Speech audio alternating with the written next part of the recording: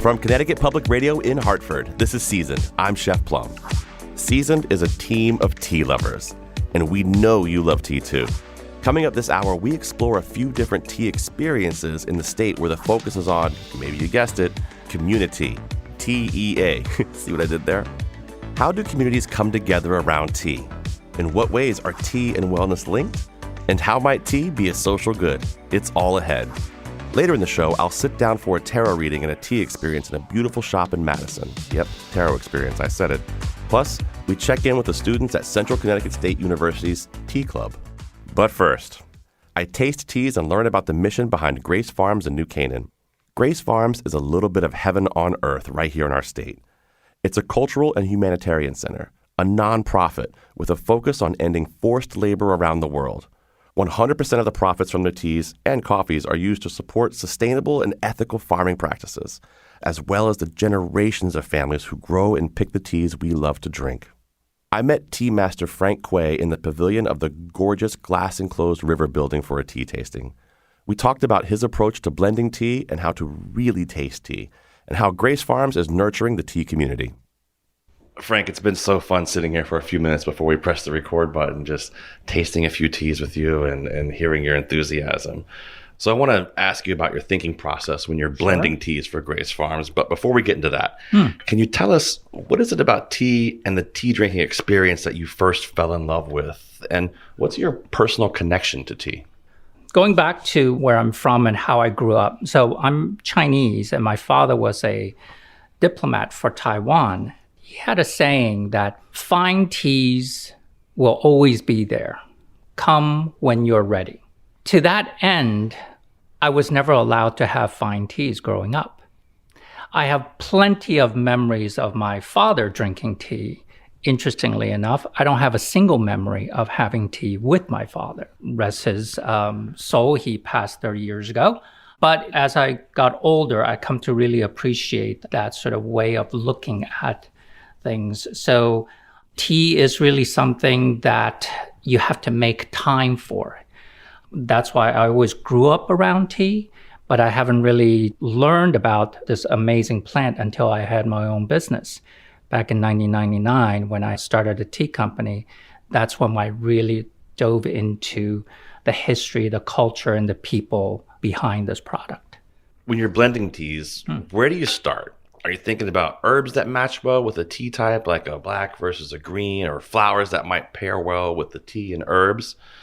I think the starting point is precisely that. It's this inspiration where you have a taste that sort of triggers an experience. So in terms of tea, a lot of it is all the senses, the flavor, the aroma, the visual of the tea. And in herbal and tea blending, there's what I like to say, a primary herb versus a secondary herb. Meaning a primary ingredient is something that upon just mentioning it, you know it, like mint. Sure. Right? However, taking mint, for example, is if I say spearmint, everyone knows what that tastes like, has an idea. But I bet for a majority of the populace out there, that connection between spearmint is probably with like bubble gum or toothpaste or something is where I was like going that. Immediately. Right? Immediately. So when you're blending something that starts with spearmint, obviously I don't want to deliver toothpaste. Right. So in this case, what I want to do, not to knock spearmint because it's a beautiful product in and of itself, is you want to, in this case, make it a little bit more sophisticated. Okay. So you choose ingredients that will not only accompany spearmint, but sort of make it more grown up, if you will. In this case, it's spearmint, and we chose rose petals. So rose petals by itself has almost a salty taste, but by blending a little bit of that with spearmint, you tamp it down a little bit. And that's sort of the mentality, mindset behind blending, which I'm sure similar with cooking. Yeah, absolutely. I couldn't agree more. You just have this ingredient. What can we do to accentuate the parts of that to make it the main ingredient there? Absolutely. So it's similar to making food. Spearmint and rose sounds incredible, by the way. I'm excited. That sounds amazing. How is the nose on something like that? Does that play a role in when you're blending, as you're putting these ingredients together, using your nose to kind of smell it? Of course. And play a big role in the flavor? So here in blending, what we really want to emphasize in this line of Grace Farms Foods teas is to accentuate the natural characteristic of a particular ingredient, the taste, the aroma, and everything. So literally what you're drinking is hot water and what Mother Nature provided. Gotcha. Right? Nothing else is added. So here, speaking of spearmint, I'll make a little bit. So literally spearmint, rose petals, and calendula. And what you're smelling. Oh, wow. Right? That's incredible. And what you're tasting should all be exactly that. Frank, can you just talk us through the method you're doing right here to make the tea for us? Because we're not just taking some microwaved hot water and putting it into a mug with a tea bag. Like, this is a much different situation here. When I teach people or do trainings about making tea, I always like to say making tea, the art is the 3 capital T's. Okay. The type of tea, the temperature of the water, and steeping time. Tea, temperature, time. So depending on the tea, when you tweak any one of those elements, you can deliver anything you want. But that requires understanding the relationship between temperature and hot versus lukewarm water to a particular ingredient. Because you don't want the temperature to burn the tea, right? Precisely. So early on, we had a genmaicha, which is a Japanese green tea. So green teas are a little bit more delicate. So you want to make sure that when you're making green tea, you want the water temperature to be a little bit cooler. I mean, about 175, 180 degrees off of a boil. You want to pour the water first, tea second, meaning fill the teapot with the desired temperature water, and then sprinkle the green tea on top of the water so that the extraction of the flavor is slower. Yeah. As opposed to what I'm doing now, which is making mint. And mint is something that you want hotter water and you want to force out the flavor. So in this case, that process is reversed. So I have a teapot here and I have the mint sitting in the dry teapot and I'm showering hot water. This one's about 195 degrees directly on top of the tea. So we're just below about boiling here because water boils at 212 degrees. Exactly. So we know after 212, let that temperature come down some. For those working at home, it's an easy way to do it to know that at 212 degrees, you're boiling. So that's too hot. Yep. When it's that hot, you're cooking it. You're damaging the leaves. So you know that the second tea temperature is at 212. And then you have, depending on the tea that you're making, what I would want to do in that case is to dramatically shorten the time. Gotcha. It's kind of like blanching because you know that if you leave it in too long, you're going to overcook it and then you'll cook off all the subtlety and all the sweetness and you're just going to get like very flat colored water. Mm-hmm. Right? So the same philosophy there. So what I'm doing here is, it's been a couple minutes. Yeah, not long at all here. These tea bags have been here maybe a minute and a half, 2 minutes. Yep. Because when you're dealing with fresh, high-quality ingredient, as you know, as a chef, the better the ingredient, the more it's able to impart. Mm-hmm. It has more to give, so to speak. So when you have fresh ingredients, you want to, after you steeped it for the desired amount of time, and I've been doing it long enough that I know by scent and color, I know that's how much I want it to steep. Because if I don't separate it and sort of pull the strainer and remove the tea bags from the tea, it's going to continue to steep and it'll get too strong. Yeah, too strong, too bitter. Like those tannins almost come out and be exactly. Too much. That's the biggest misunderstanding people have about teas because often I have guests saying, oh, you know, I love tea, but I don't really like green tea. And I usually say, well, why not? And I say, well, because it's so bitter. Mm-hmm. And I say, well, chances are you never had green tea made properly for you. And allow me to do that. So we've already gotten a little, nerdy for tea lovers out there with this, which I love it. But tea is like wine in some ways as you're pouring this delicious stuff for us to taste.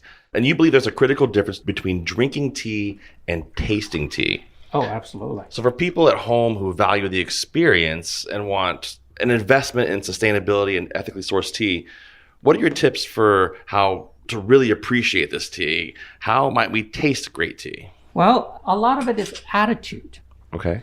It's the difference between Shake Shack and Danielle.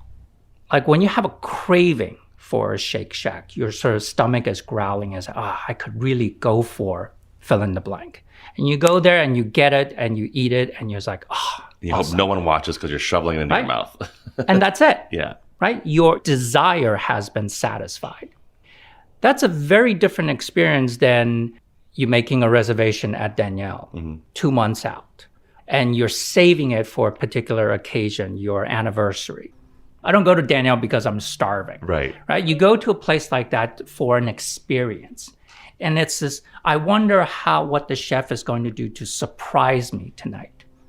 Right? So that's the difference between eating and tasting. Drinking tea versus tasting tea. Tasting is a much more intentional, much slower process. That's why I'm pouring you little 2-ounce shot glasses of tea. Because the point is not to give you a 20-ounce venti of it. Is I want you to taste. Do we taste tea like wine? Absolutely. Or we put that aerate to kind of get those flavors up through your nose. So when you taste, it's one long inhalation, one long breath.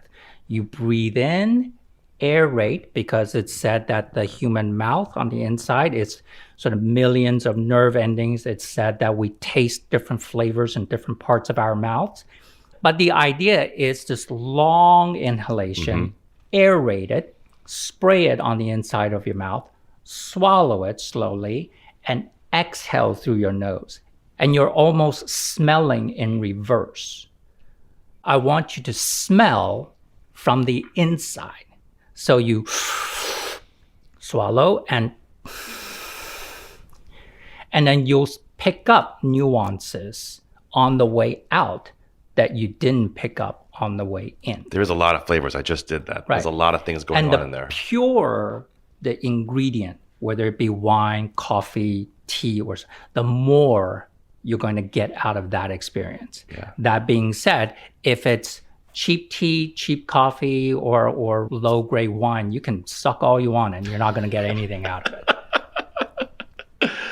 So, Frank, for people who are new to tea, but they're curious about it, how do you introduce them? It begins with, I invite you to come have some tea. And this whole process, it's slower because you're asking people to have a seat first.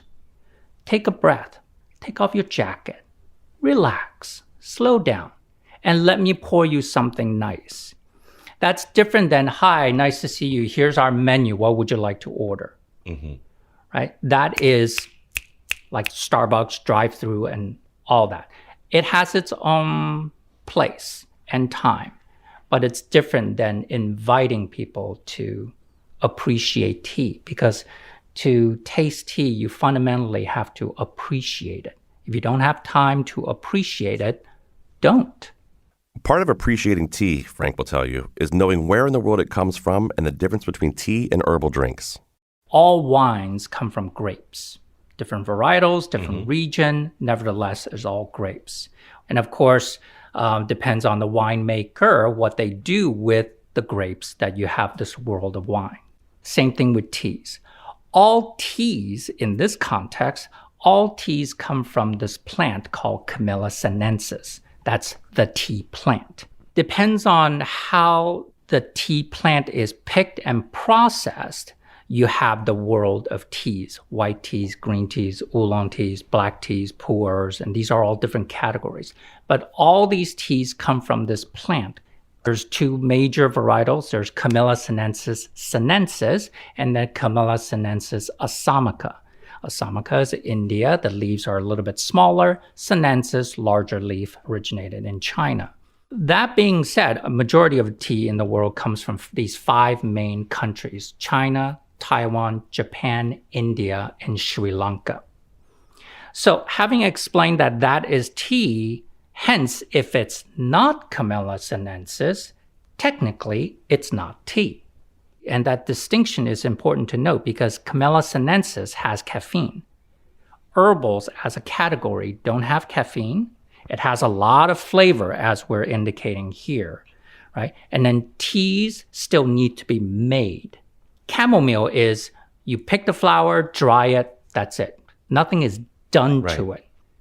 the tea leaf still needs to be heated and oxidized in order to make tea. The oxidation level is what distinguishes the different categories. White teas and green teas are lightly oxidized, percentage-wise, 8 to 25% oxidation level, whereas black teas is fully oxidized, 85% to 100% oxidized. And this big gap in the middle between 30 and 80% lives the world of oolong teas. So we've got teas and we've got herbals. It's time for me to try Frank's blend of both. One blend is inspired by a memorable trip Frank and the Grace Farms team took to Darjeeling. There, they met the tea farmers their mission aims to support. So we're making something beautiful here. The color of this is incredible. This is Breathe, turmeric and ginger. So remember I was saying there's a distinction between teas and herbals. Right. And then there's a third category, wellness teas. Wellness teas are usually a combination of teas and herbals. What's included is adaptogens, and adaptogens usually are sort of a category of herbs and mushrooms that have health properties. Okay. And we're trying Breathe here, which has turmeric, ginger, cinnamon, and black pepper, and licorice and bay leaves. Bay leaves, that's interesting. It's all about proportion. And the idea is when you're making a nice blend, you should get just a hint of all the ingredients. Yeah, the turmeric comes through for me in this, and I don't think turmeric has much flavor to begin with, but it really does come through here. Right. The cinnamon is light on the back of your tongue, Yep. which I love. And the ginger, it's not overpowering. So that's the sort of art of creating a nice blend. It's this balance of the ratio of the ingredient. That black pepper is very subtle. Mm-hmm. I didn't get it the first time, but I'm getting it now a little bit. Now, this one plays a big role, I think, in the breathing we talked about before. The breathing in and breathing out. This is a big role with this one, which is why we call it Breathe. Yes. But it makes a big difference in the flavor. Absolutely. This last one is a Darjeeling second flush. So last year, we traveled to northern India.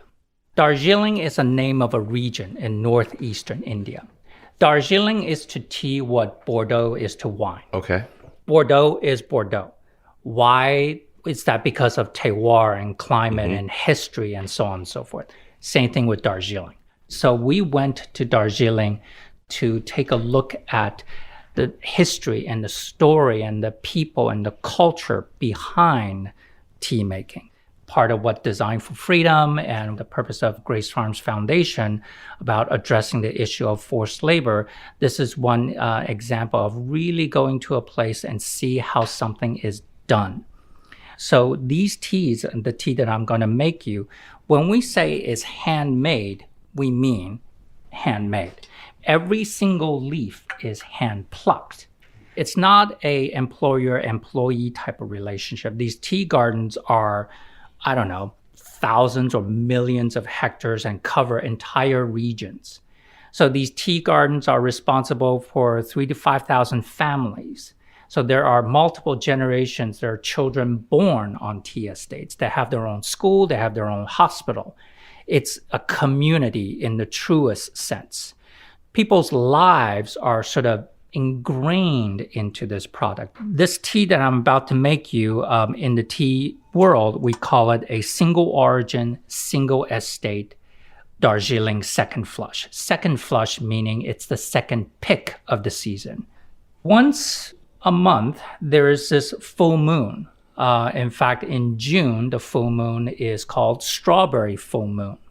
And when everything is aligned, everything is just perfect, it's sort of a celebration. The best pluckers would get into costume, and there's a whole festival around it where they will pick leaves under the light of this particular full moon. In costume. In costume, literally no artificial lighting, is just picked under the full moon. And that batch of tea is special. It's used to make a special category, a special lot of tea. When I say a lot, it means a particular day, a particular time, and so forth. So strawberry full moon is this particular lot of tea that is picked on that particular evening under the light of that particular full moon. So you poured some of your hot water first into your pot to warm the pot. Right. And then So you this poured the is hot a water process. into Sometimes it's called 醒茶, or to Oh, wow. awake The the nose. tea leaves, if you will.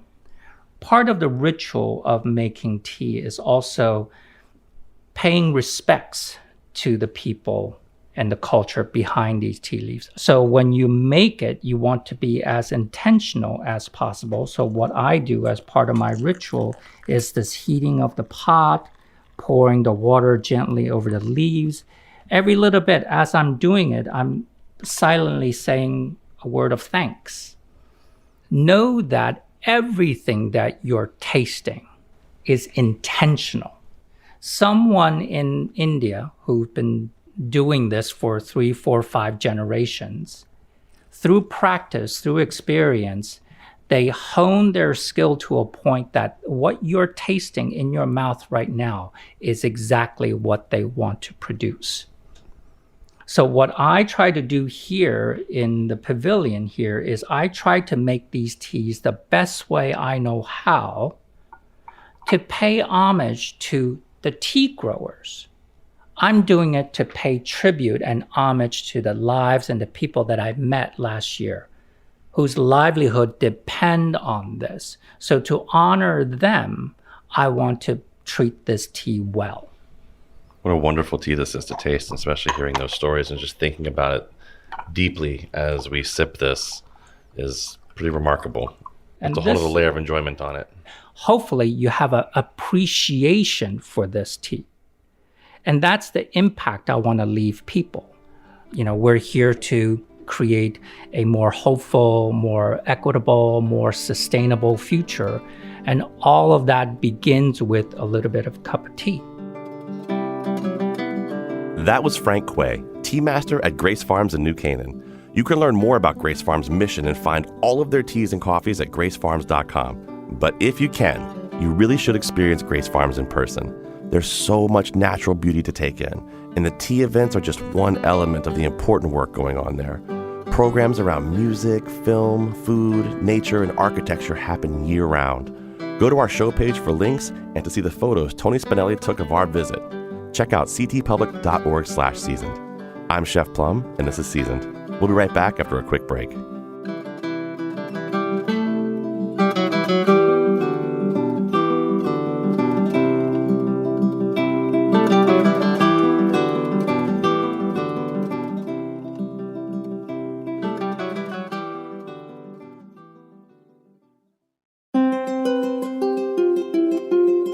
Welcome back to Seasoned. I'm Chef Plum. Now here's a tea experience you don't have every day.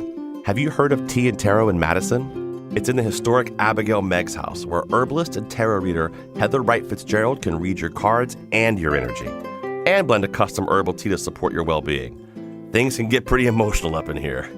If you're a tea lover on a spiritual journey, this is one fun way to explore both.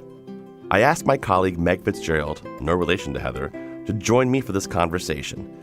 Meg is a former student of Heather's. She's also CT Public's resident herbal enthusiast and a tea maker herself. We started by asking Heather to talk to us about the building itself, which feels rustic and warm and cottage-like inside. Outside, you're greeted by a sign on the door that says, "The Witch is In." After I had moved in, I found out that it's part of the Madison Historical Society. Oh, wow. So I saw a plaque on the front of the building that said Abigail Meggs. Abigail actually used to live here in the 1700s. She used to host tea and spinning parties here in this space. Yep. And she would only serve herbal tea. I guess that was an activity they did, like activists did back then, protesting importation taxes on British goods. Yes. So, yeah. And that's why they were drinking herbal tea, because Yes. they were protesting the taxation on both fabrics and British tea. And British tea. That's kind of what makes this even cooler, that this was a place of community gathering over herbal tea. And here Heather is, hundreds of years later creating a space for that in this very building. Yeah, how crazy is that story? Like, just, it's very similar to before. I mean, we're not going to do any spinning, I don't think, unless you've got maybe some Pelotons. I don't know. It's different kind of spinning, I guess. But what a beautiful place. So you walk up here and honestly, just all of the different tea bags, these beautiful white tea bags that are in these great cabinets sitting here. And there's just so many things. I feel like everything probably means something, doesn't it? It does, actually. A lot of the artwork, a lot of the furniture, a lot of the things that are here, even my teacups have come from different people in my family. This is my grandmother's cabinet. The artwork on the walls, my mother's. Different aunts gave me different things. Like my whole family, basically, when I opened the store, showed up and helped me set the whole thing up. So a lot of it is my personal belongings, the things that mean something to me. So it's kind of special. That's kind of what is so cool about Heather and this space is like she's so welcoming to people that like you're wanting to discover tea or the tarot doesn't feel intimidating. You know, she's just like, yeah, let's geek out on all these things. Well, I got to be honest, after meeting you, I'm a little bit less worried about having tarot done. Awesome. Good. We'll get into that. And before we jump into it, I want to point out Meg's earrings are tarot cards, which are pretty amazing. Let's check that out. Yes, so are Heather's. Are they really? I think it's flipped around the wrong way there. Oh, yeah. We're twinning. Yes. Oh my gosh, we should have some of those. Heather's signature blended loose teas are a particular source of pride. She's created teas to support people who want to boost focus and memory, support general wellness, or help with anxiety and depression. That particular blend is called Feeling Blue, and it's a bestseller. It actually turns blue from the butterfly pea flowers in the recipe. Heather's created dozens of blends, and they line the shelves in pretty white packages. And as you might expect, nature rules the day here, so Heather's teas nod to the seasons as well. The seasons are really important when it comes to herbalism and tea. So each season we introduce different flavors that would be, fitting for that season. So right now we're in spring, so a lot of them are very flowery. They have a lot more of our like lavenders and rose and that type of thing. And then we get into like summer and it's a little bit more fruity, a little more citrusy maybe. And then when we get to fall, we're into like the pumpkin spice and the cinnamon and the apple and that kind of thing. So we change it up seasonally just because there's certain things that really call to us at different seasons. Well, I'm far out of my lane when it comes to this. I'm excited to sit down with you all and talk about this a little bit. And by the way, as we look at this beautiful shelving of all your recipes, I love the book up here. It just says, it's an Alice Hoffman book. It says Practical Magic. Yes. Okay. Let's take a ride. Yes. We're all about the practical magic in this shop, right? Yes. Yeah, that's the perfect analogy, yeah. Being in the shop is a sensory experience. Meg explains a bit about the layout and what you can expect when you go to Tea and Tarot. One of the things for our listeners to understand, and it's kind of a cool thing about the shop, especially because this was Abigail Meek's home, is that the kitchen is sort of in the middle of it. And what's kind of cool is that as you walk through the shop, like you can walk into the kitchen and there's, this beautiful cabinet full of all these antique cups that you can come in and Heather will pour you a cup of tea from one of these antique cups while you're here. But you can actually walk into what she likes to call her potion bar. Yes. And Heather will blend a tea for you back here or a potion with edible glitter in it and that makes it feel extra magical. Oh, yes. I'm excited about that. Yes. Well, potion bar sounds like fun. You can't bring something like that up and not expect I want to see it. So can we go back there? Yeah, right, let's do it. Okay, so this is the potion bar. So we walked through the kitchen, like Meg was saying, it's kind of in the middle of the house, which is, I love the wooden exposed beams everywhere, the white ceiling, and there's just a refrigerator in the middle. That's great. Yeah. But here we are at this bar, and I see all these little squeeze bottles, and Meg, you're right. Surrounded by herbs, it's like a potion. Like this is like reminds me of like what you would get like, in an old Dungeons and Dragons movie or something. Yeah. That kind of shaped bottle. I don't know what it makes you feel like you're in a real apothecary, which to me is what I love about this place. So I call it our herpothecary. I have like hundreds of herbs all behind you. All the tea blends are mixed and on top of the counters. So everything that we make, we do right here. I'm also a flower essence practitioner, which means that I work with the emotional body with people. So I will do a reading or just any sort of type of exchange with somebody. And if I feel based on their reading, based on their cards, that it might benefit them to work with a certain plant or a certain herb, whether it's, in tea form or in flower essence form, then I make that for them to take with them. This way they have something to take with them after their reading. They can extend their healing to the home space. This is fantastic. I feel like my entire world's about to change. Seriously. So chefs, one of the things I was going to say when Heather says spiritual body, right? Like plants, right? And in addition to what they do when you ingest them, like in a tea and take them and there's all these medicinal qualities to them. plants have these spirit essences. It's kind of hard to think about that or understand that, but like plants that are good for your heart. So when you ingest it, might be physically good for your heart. But if you're going through like a breakup or you're just feeling like, in a hard time, the spiritual, like Heather could make you an essence or a tea, and with the essence, you're working with like the spirit of the plant helping your heart. And it might sound like a little wooey. No. Right? But I'm kind of with really it. beautiful. It's really beautiful. From a chef's perspective, just kind of along the lines of what you're talking about, I have a friend of mine. He has a hot sauce company. Mm-hmm. He grows all these peppers himself in a massive, massive greenhouse. But he plays Metallica all day long in the greenhouse.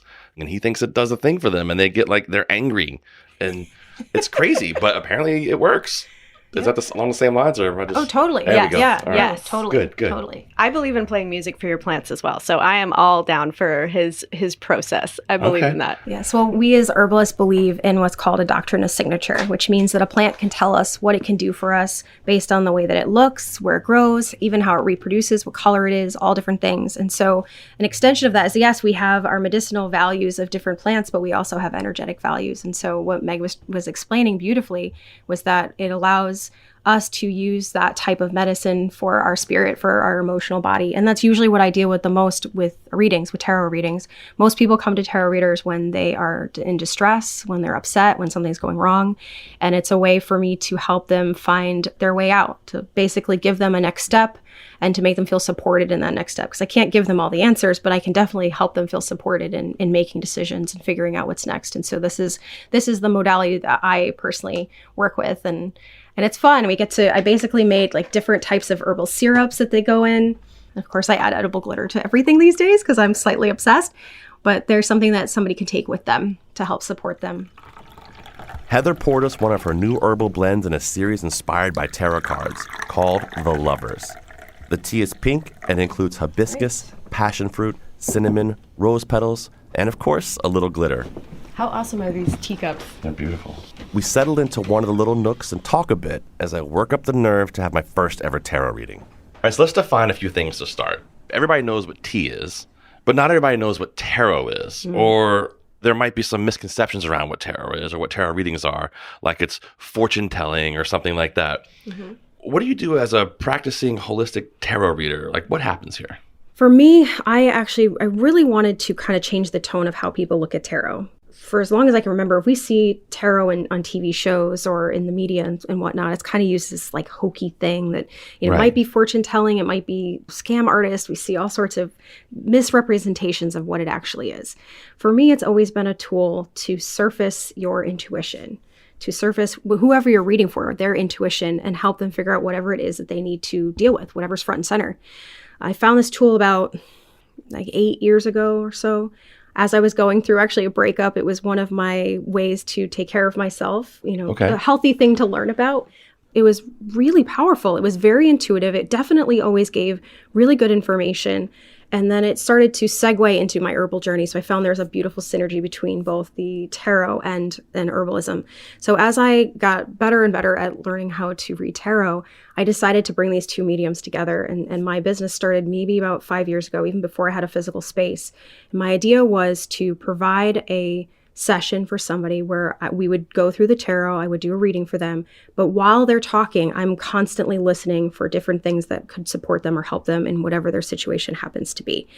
When we're done with their reading, I would then give them a tea blend or a flower essence that would match the energies of whatever they have to heal from or work through.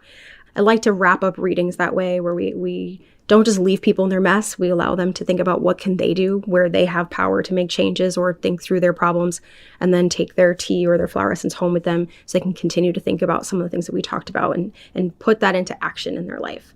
So my approach is probably a little different than some people. I've been really working hard to change the misperception that it's this, creepy thing that you'd be worried about. So in my space here, I'm very, very pleased that it's a safe space. I've had more than 50% of my guests that come through here have never had a reading. So the fact that they feel safe enough to come in here and they know that we're going to take care of them means a lot to me. It does have that vibe when you walk in, Meg. Yes. I feel like from what your description, tarot cards are like a subconscious brain translator. Yes. Yes. So you can understand what your brain thinks.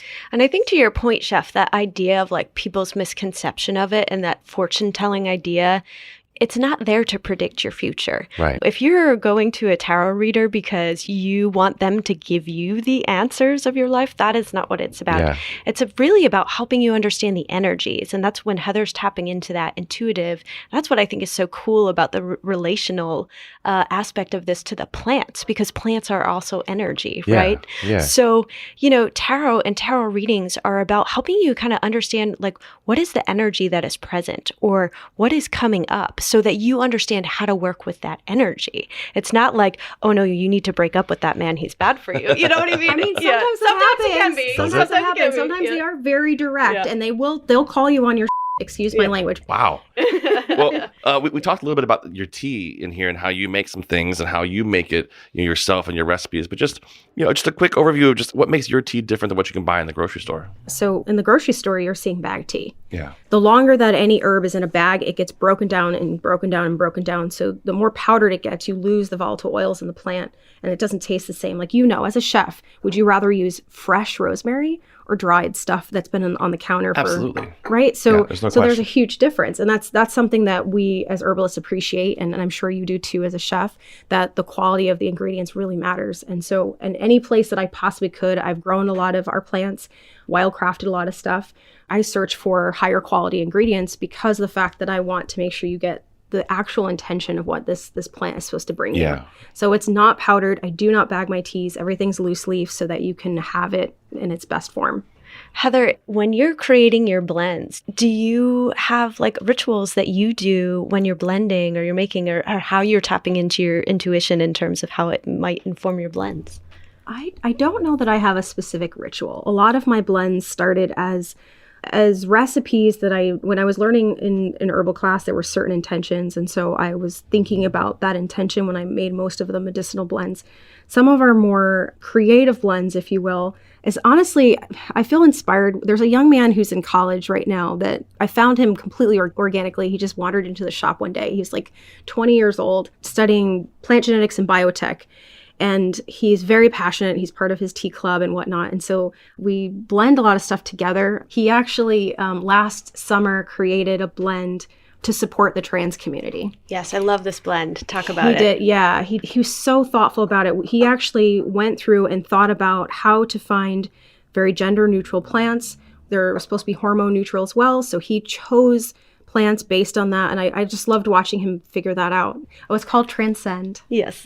Nice. Yeah. So he did a beautiful job with that. So I don't think there's really a ritual. I think we get inspired or excited, and then we feed off each other when we're making stuff, because all of a sudden we just have this intention and we go for it. We've been talking a lot about tea and community in this show, and I want to talk about why it was important for you to create this community. Like, why tea, why tarot, and how would you describe the tea and tarot community? I found herbalism and the tarot like maybe about 8 years ago or so.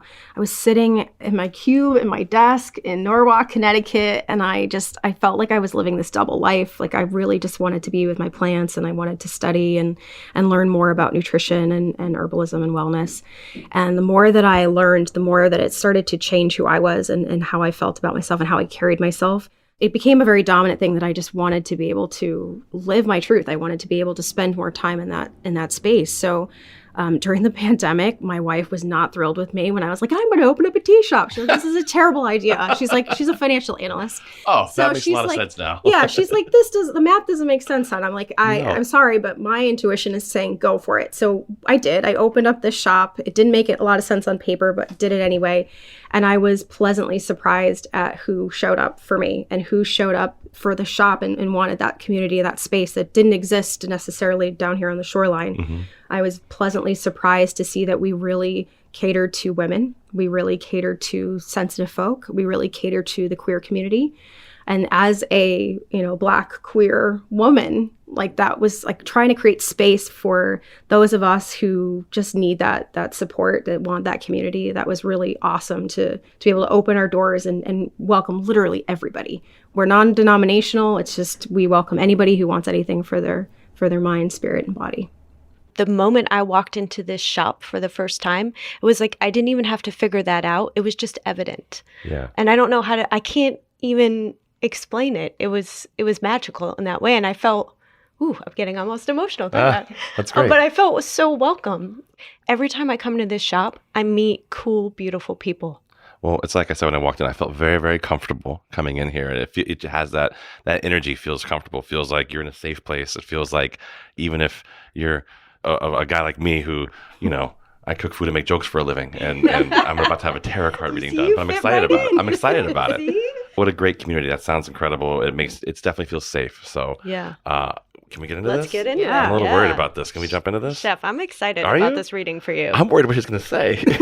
Don't worry. Never fear the cards. Never fear the cards. Well, all right. Take whatever resonates with you, and you can leave whatever doesn't. That's okay. Okay. So I just want to tell you ahead of time, I have a friend who talks to dead people. That's her job. Yeah. And she's always calling me. She's like, I just got to, I'm like, take a message, tell them I'm not available. I don't really know any of that. So. Well, I am not a medium, so that isn't the skill set that I have, although I've taken a class, which is really fun, but not quite there. So I also will say too that I don't typically use the word psychic. Yeah. I'm significantly more of an intuitive. Intuitive. I get that. So my purpose anyway is to help guide you to your own answers. Whatever will surface, and you can tell me whatever you think you want me to know, but the cards will tell you if there's something else that needs your attention. But I'm not sure if I'm supposed to tell you things or if I just kind of let it happen. And then this building, it's really old. Is there ghosts? What are we doing? There's definitely energies in here. Yes. That was one of the things that when we first moved in, before we moved any furniture in, I smudged the whole place and I just said, all are welcome as long as it's, positive energy. Because that's an old house. All right, Meg, you're with me, all right? Yes. Okay. All right. So what I like to do to start is I have 3 oracle decks here. They represent different energies: moon energy, animal energy, and plant energy. And you can shuffle them, you can not shuffle them, you can pull from top, bottom. It doesn't matter. There's no wrong way to do it. Just pull it, but don't look at it. We're going to put them face down over here. Use your gut intuition, Chef. Just if something is calling to you first, just go for it. Yep. Right, here we go. Yeah, trust your gut. Do I pass them to you? Is that right? Yeah, that's fine. Let's go here. Okay. And I'm going to hand you this one, Heather. Beautiful. All right. Now, you actually do have to shuffle this one. Okay, no problem. Yeah. Yeah, shuffle them in a way that you feel comfortable. You're kind of infusing some of your energy into the cards, Chef. I am? Yeah. Ooh, look at you. We're playing poker with my life.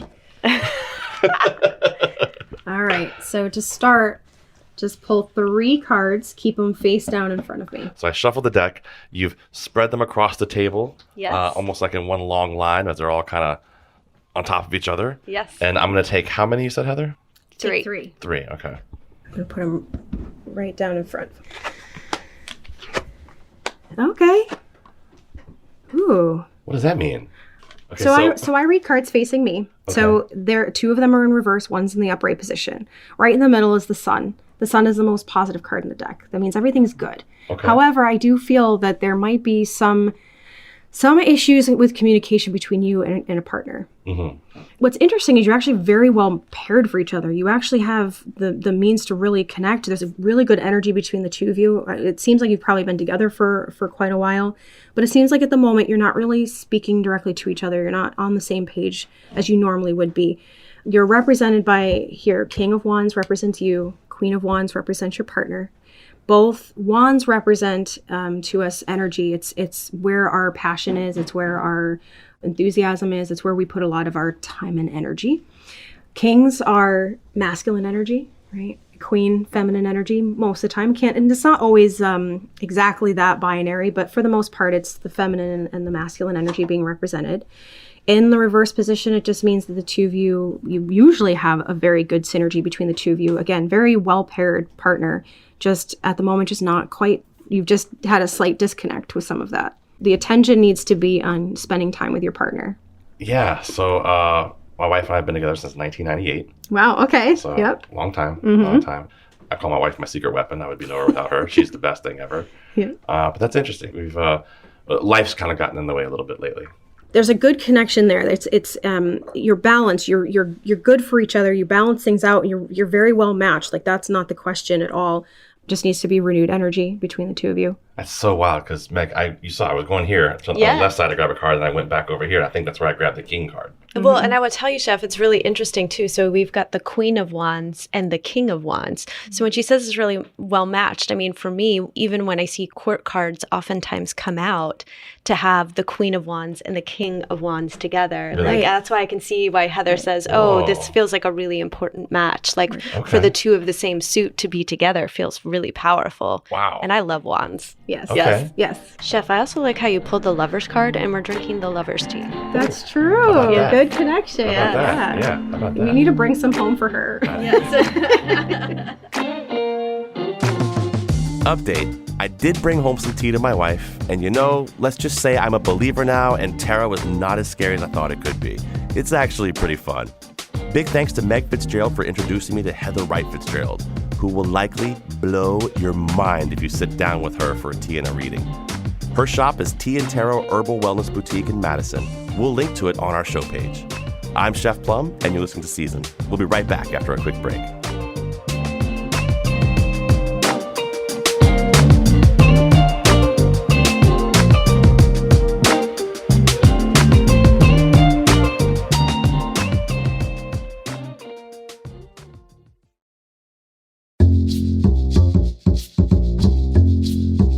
Welcome back to Seasoned, everyone. I'm Chef Plum. We're talking about tea experiences in this episode. Next up, a club I wish they had when I was back in school. Senior producer Robyn Doyon-Aitken visited the weekly tea club at Central Connecticut State University with CT Public intern and CCSU graduate Melody Rivera. Here's Robyn. There's stuff right there. Tea Club starts when hot water arrives in a 5-gallon dispenser. CJ Hoyt, a red-haired freshman, carries 2 large totes of teas and supplies to the back corner of CCSU's Student Center. It's called Semesters. It's where Tea Club meets every Wednesday at 8 p.m. Students grab paper cups and choose tea bags from dozens of boxes of teas. Tazo's Passion Tea is CJ's favorite. They're out of that one tonight. Green tea with citrusy flavors. I'll take that. In a typical meeting, the Tea Club president welcomes everyone, asks new members to introduce themselves, and poses this question to the group. What's the best thing that happened to you this week? There are lots of lovely answers and lots of supportive snaps. Saturday, I got to go to the MoMA with family and a family friend. Awesome. They had a traveling exhibit about video games. Field trip. I got to see the second John Wick movie on Sunday, and then last night I watched Dead Poets Society. I watched Cocaine Bear. I don't recommend it, I'm sorry. Okay. I'm sorry. I also had a new PR on my leg press. Yeah. Today I had an exam and the scores didn't come out, but I know I did very well on it. I went to see my old high school. They were doing a musical of Mamma Mia. It was a good show. I had my first hip-hop masterclass on Sunday, and it went really good. I finally got my PS2 emulator working, so I'm playing Final Fantasy XII for the first time in years. And I intend to actually finish the game this time. Hey, snaps for that. Because of all this nice weather that we had yesterday and today, I felt like more energized. Like I felt better about myself because it was just so nice. There are other questions that come up in Tea Club, and maybe not surprising for a club that gathers over tea, those questions are largely about food. What potato chip flavor would you invent if you could? What kind of chocolate is best? I'm gonna go with dark chocolate, like 70% around that. But if it gets to the high 80s range, it's not good. Those Lindt truffles, I like the 60% and the 70%. So they're like silver and gold. Literally give me those as like a little snack or whatever. I love them. Anything with caramel. Milk chocolate and caramel hits the spot, yeah. If you're waiting for a conversation about tea, that's not really what CCSU's Tea Club is about. Oh, they like tea just fine. But they're really here to be together, to hang, to talk. The second half of Tea Club is spent playing games. The card game Mafia is tonight's entertainment. While players tried to guess who had the ace, a few of the club members ducked out and spoke to CT Public intern Melody Rivera about what they get out of Tea Club and why they come back week after week. All those years ago when I was a freshman, I was looking at all the different clubs we had to offer. I noticed that there was a tea club, and I was like, that's really funny. There's a tea club. I wonder what that's all about. It's probably all like fancy tea sets and drama. About like a month after I found myself walking down the red brick road that we have at CCSU, I just saw a group of people that were in this circle. And there was just like a congregation. And they were like really like laughing, having fun. And I just had no idea what it was about until I asked them myself. I said, what is this whole thing? And they said this is Tea Club. Tell us about yourself. Sit down. And the rest is sort of history. It is a time away from stress. Tea Club is a time where you just come to the club and you talk with some friends. You don't worry about other stuff. You say the best part of your week. You don't even have to participate. You don't even have to drink tea. It is just a time to relax and not have to worry about the stress. And I love that. I have had weeks where it's like, man, this is rough. I can't wait for Tea Club. Even on a Monday, as far like during the week, I'm like, God, I can't wait for Tea Club. Because it just gets rid of the stress. It is a nice time to talk with friends. Tea Club is basically known as our social club here at Central. It's where you can socialize and definitely meet lots of great new people. I get a place to relax a little, have some social connection in the week, meet up with some people who share the same interests with crazy ideas, not so crazy ideas. It's just a nice place for me to come, have some fun, relax a bit, and get away from the stresses of my life. I try some tea, usually different ones each time, and I enjoy each time figuring out the new types of flavors. I am Vietnamese second generation. My parents were born in Vietnam. Obviously, I was born here in the United States. I mostly drink matcha and green tea with my family because that's what they mostly drink. And then when I started joining Tea Club, I was surprised at like how many like different variety of teas there are besides matcha and green tea. So I learned more about different types of teas than I never knew about before. My family is Chinese, so most of the time growing up, the main thing I actually drank was tea. It would be anywhere from ranging from black tea to green tea to red tea to tea leaves to tea bags to just throwing random things together and hoping they work. Really, I'm just someone who enjoys drinking teas now, so the Tea Club just drew my interest. My relationship with tea has changed. Tea is definitely more of like a community drink to me after being in this club for so long.